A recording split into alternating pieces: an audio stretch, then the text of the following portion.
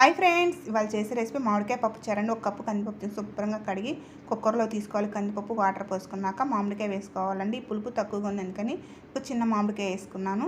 Cooker పెట్టుకొని పప్పు ఉడికించుకోవాలి. ఇప్పుడు గిన్నె పెట్టుకొని ఆయిల్, ఎండుమిరపకాయలు, పప్పు దినుసులు, కరివేపాకు, కూరగాయ ముక్కలు వేసుకోవాలండి. టమాటా, ఉల్లిపాయ, పచ్చిమిర్చి, వంకాయ, దోసకాయ ముక్కలు, బంగాళదుంప ముక్కలు వేసుకొని బాగా వేయించుకోవాలి. ఇప్పుడు మనకి పప్పు చక్కగా ఉడికిపోయిందండి. టెంకవటికి పక్కన వేసుకొని మామిడికాయతో సహా మెత్తగా మెదుపుకోవాలండి.